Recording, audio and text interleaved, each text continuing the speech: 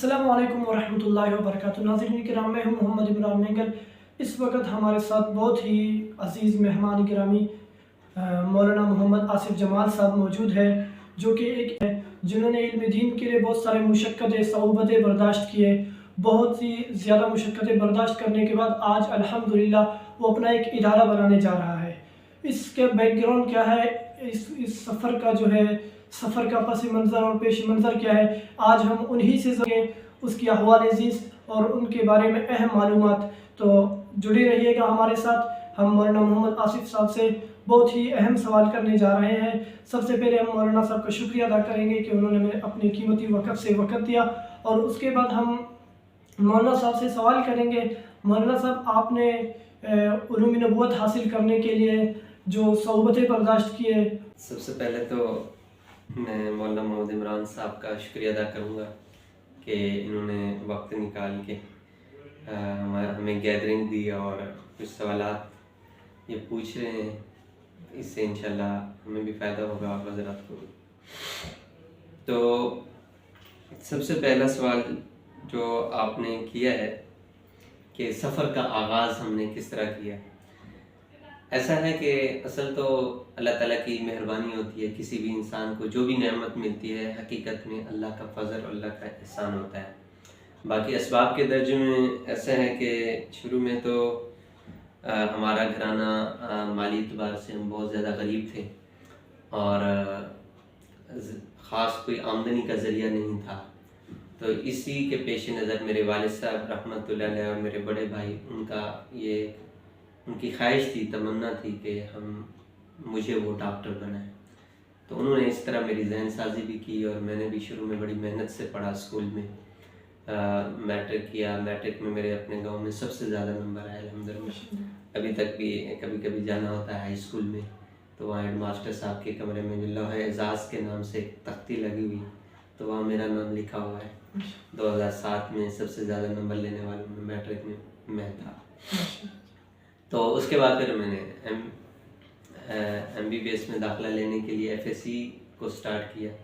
تو first year میں پڑھتے رہے محنت کے ساتھ ہم، تو امتحان قریب تھے فرسٹ ایئر کے۔ تو میں اب یوں کہوں گا کہ اللہ کا میرے اوپر بہت زیادہ احسان ہو گیا۔ میرا مطلب یہ ہرگز نہیں کہ میں اگر اس لائن میں جاتا تو میں گمراہ ہو جاتا ہے، ایسی کوئی بات نہیں۔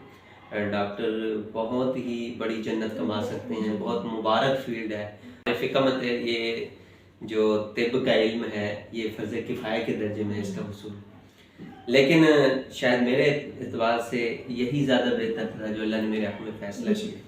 تو میں خیر ٹائیفائڈ ہو گیا، میں بیمار ہو گیا، 40 دن میں بیڈ ریسٹ پہ چلا گیا۔ تو اب چونکہ امتحان سر پر آ چکے تھے، اب اس حوالے سے میرے جو عزائم تھے کہ میں نے پوزیشن لینی ہے اور اس طرح کے نمبر لینے ہیں میرا تھا کہ ایم بی بی ایس میں داخلہ ہو جائے، تو وہ بظاہر ناممکن نظر آ رہا تھا 40 دن بیڈ ریسٹ میں رہنے کے بعد۔ تو اب میں نے چونکہ دل کی تمنا میری تھی، شروع سے ایک آواز تھی اندر سے کہ مجھے دین کا علم حاصل کرنا ہے، لیکن بظاہر میں گھر کے حالات دیکھ کر، والد صاحب کی خواہش کو دیکھ کر میں اس کا اظہار نہیں کر سکتا تھا۔ خیر میں پھر امتحان تو دے نہیں سکتا تھا، میں نے گھر والوں سے اجازت لی، میں نے 3 دن تبلیغی جماعت کے ساتھ لگانے، تو انہوں نے چاہتے نہ چاہتے ہوئے اجازت دے دی۔ 3 دن لگانے کے بعد پھر میرا ارادہ بنا میں نے 4 مہینے تبلیغی جماعت میں لگانے۔ تو میں نے آ کے گھر میں ذکر کیا، میں نے یوں عنوان باندھا کہ اس سال میں امتحان دے نہیں سکتا، میرا وقت ضائع ہو جائے گا، تو لہٰذا چلو کچھ نہ کچھ میں سیکھ آؤں گا۔ تو بہرحال میرے گھر والوں نے نہ چاہتے ہوئے بس کبھی ہاں کبھی نہ کے درمیان کی کشمکش میں مجھے بھیج دیا 4 مہینے کے لیے۔ تو میں چلا گیا۔ اب اس سے پہلے میں بتاؤں کہ یہ داعیہ کیسے پیدا ہوا، اس کے لیے میں مولانا طارق دین صاحب میرے استاد محترم، ان کے بیانات کیسٹوں میں چلتے تھے، سوشل میڈیا کا دور نہیں تھا اس کا، تو 3-3 4-4 گھنٹے 3.5 گھنٹے کے بیانات میں کیسٹوں میں ان کی سنتا رہتا تھا۔ تو اللہ نے فضل فرمایا، پھر میں 4 مہینے لگا کے آیا، تو پھر میرا کمپلیٹلی ارادہ بن گیا کہ میں نے عالم دین بننا ہے، یوں ایک سبب بنا۔ تو ویسے تو ہمارا گھرانہ خود تو ہم دیوبندی مسلک سے تعلق رکھتے تھے، لیکن یہ ہے کہ ہمارے جو اور رشتہ دار تھے وہ بہت ساری، ان کی اکثریت جو ہے اہل تشیع ہیں وہ، لیکن اس کے باوجود بھی اللہ نے جو ہے نا کرم فرمایا کہ میں اس لائن میں آ گیا۔ آپ کو دین حنیف کے لیے قبول فرمایا۔ الحمدللہ۔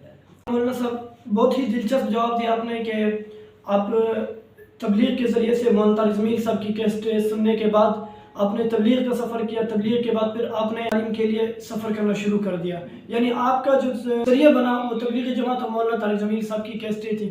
اس کے باوجود کہ آپ کا گھرانہ جو ہے تشیع سے متاثر اور آپ کے رشتہ دار اہل تشیع حضرات تھے، آپ نے ماشاءاللہ علم دین حاصل کرنے کے لیے اللہ تعالیٰ نے آپ کو چنا۔ تو مولانا صاحب آپ نے اس کے بعد جو ہے علم دین کا سفر کیا اور آج الحمدللہ ایک استاد بھی ہے، آج اپنا ایک ادارہ بھی قائم کرنے جا رہے ہیں، بلکہ قائم کیا بھی ہے۔ تو آپ نے 3 سال تدریس بھی کیے، تدریس کے بعد آپ کا ارادہ کیوں کر اور کیسے بنا کہ آپ اپنا ایک ادارہ، دوسری بات یہ کہ آپ اس کو کیسے چلائیں گے؟ عام رسمی جو تعلیم چل رہا ہے اسی اعتبار سے اسی مطابق چلیں گے یا کوئی نیا سوچا ہے، کوئی مارکیٹ میں نیا ہے؟ ایسا ہے الحمدللہ، میں نے جیسے عرض کیا کہ درس نظامی تو جامعۃ الاسنان فیصل آباد سے پورا کیا، اس کے بعد پھر میں تخصص پہ تفسیر کے لیے جامعہ بنوریہ عالمیہ آیا، تو یہاں بہت محبت ملی الحمدللہ۔ اور سب سے بڑی بات یہ کہ اس ادارے نے تخصص پہ تفسیر سب سے پہلے شروع کرایا پاکستان، اور یہی میرے دل کی آواز تھی۔ تو یہاں پڑھنے کے بعد پھر اساتذہ کرام نے مجھے شفقت فرمائی اور یہیں خدمات دینے کے لیے مجھے موقع دیا۔ یہاں بھی میں 1 سال تک تدریس کرتا رہا آپ کے جامعہ بنوریہ تصنیف کے اندر۔ مولانا محمد جہان یعقوب صاحب میرے بہت ہی شفیق استاد ہیں، ان کے زیر نگرانی، لیکن اللہ کی کرنی تھی میرے والد محترم اس دنیا سے چلے گئے، تو پھر مجھے کچھ گھریلو ذمہ داریاں بھی تھیں، تو مجھے گھر جانا پڑا۔ میں اجازت لے کے وہاں میں نے جو ہے اپنا تعلیمی سفر پھر آگے تدریس کا سلسلہ شروع کیا۔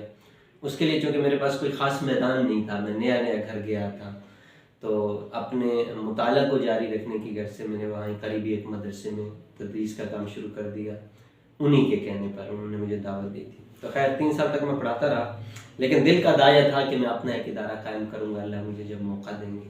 تو جو ہی ایک سبب بنا تو الحمدللہ میں نے اپنی جگہ لی 4 کنال مدرسے کے لیے۔ تو دوسرا سوال آپ کا یہ کہ بھی ہم کس طرز پہ اس کو چلانا چاہتے ہیں، تو اس میں 2 پہلو ہیں۔ ایک یہ ہے کہ جو مروجہ طریقے ہیں، پرانا طریقہ ہے ہمارے اہل مدارس کا، اس طرز پر چلایا جائے۔ ایک ہے کہ دور حاضر کے تقاضوں کو سامنے رکھ کے ہم اپنے ادارے کو چلائیں، تو یہ دوسری والی بات مجھے زیادہ مؤثر نظر آتی ہے آج کے دور میں۔ اگرچہ پہلا طریقہ بھی بہت اچھا ہے، اور اس نے ہمارے بڑے بڑے علماء آج کل جتنے بھی آپ علماء دیکھ رہے ہیں، ہمارے اکابرین دیکھ رہے ہیں، تو پرانے طرز کی پیداوار ہے۔ لیکن چونکہ ہمارے دین میں یہ بھی ہے کہ وقت کے تقاضوں کو بھی سامنے رکھ کے زندگی گزاری جائے، تو آج وقت کا تقاضا یہ ہے کہ ہم جو ہے دینی تعلیم کے ساتھ ساتھ کچھ عصری تعلیم کا بھی امتزاج کریں اپنے اداروں کے اندر۔ تو یہی ویو ہے، یہی نظریہ ہے کہ انشاءاللہ ہم اپنی دینی تعلیم کے ساتھ ساتھ عصری تعلیم کو بھی رنگ دیں گے، اور اس کے ساتھ ساتھ انشاءاللہ ارادہ ہے کہ ہم اپنی بچوں کی تربیت پر خاص توجہ دیں گے، جو ایک مین پوائنٹ ہے، کیونکہ صرف الفاظ کا جان لینا علم نہیں کہلاتا جب تک کہ اس کے ساتھ خشیت الہی نہ ہو۔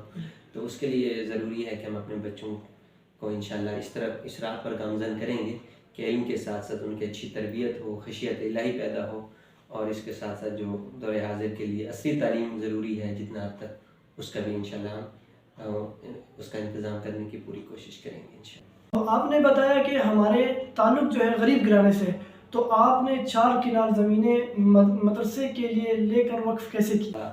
بہت ہی چست اور حاضر دماغ آپ مجھے لگتے ہیں، بہت اچھا سوال کیا آپ نے۔ اصل میں مولانا، اصل تو آپ کے اندر کا جذبہ ہوتا ہے، مال و اسباب یہ تو ان کا درجہ سے سوائے اس کے اور کچھ نہیں کہ یہ ہمارے امتحان کے لیے پیدا کیے گئے ہیں۔ اصل آپ کا اندر کا جذبہ جس طرح ہوتا ہے اسی طرح آپ کی راہیں ہموار ہوتی ہیں، کیونکہ شروع سے ہی ایک داعیہ تھا دل کے اندر کہ ہم نے اپنا ایک ادارہ بنانا ہے، تو میں سمجھتا ہوں کہ وہی طلب جو دل کے اندر تھی، اپنے والدین اور اپنے اساتذہ کرام کی دعائیں، خصوصاً خاص طور پہ میں الحمدللہ تحدیث بن نعمہ کے طور پر کہوں گا کہ تعلیم میں اتنا مجھے زیادہ مطالعہ میں نہیں کر سکا، یہ میری غفلت ہی سمجھ لیں، لیکن یہ ہے کہ اساتذہ کرام کی رائے کو میں مقدم رکھتا ہے شروع سے، اور ان کی خدمت کو میں اپنا مقدر سمجھتا ہوں۔ تو جتنا ہو سکا میں اپنے اساتذہ کے ساتھ رابطے میں رہا اور دوران تعلیم بھی جتنا ہو سکا میں نے ان کی خدمت کی کوشش کی. تو پھر فراغت مدرسے سے فراغت کے بعد بھی میں ان کے ساتھ جڑا رہا, رابطے میں رہا, ان کی دعائیں لیتا رہا. تو میں سمجھتا ہوں اسی کا ثمرہ ہے الحمدللہ. سبب یوں بنا کہ میری والدہ صاحبہ کی جو وراثت کی زمین تھی میرے والد صاحب کی طرف سے جو ان کو ملی تھی وراثت کے اندر, میری والدہ صاحبہ نے ساری زمین مدرسے کے لیے وقف کر دی, ساری کی ساری زمین جتنا. اور میں ساتھ ہی امی جی کا یہاں شکر ادا کر دوں کہ مجھے مدرسے کی طرف آگے بڑھانے میں. ماشاءاللہ مولانا صاحب آپ نے بہت ہی عمدہ جواب دیا. ہمارا آخری سوال اور آخری بات جو ہے آپ سے عرض یہ ہے کہ آپ کیا پیغام دینا چاہیں گے ہماری آڈینس کو, علماء کو, طلباء کو اور نئے فاضلین کو؟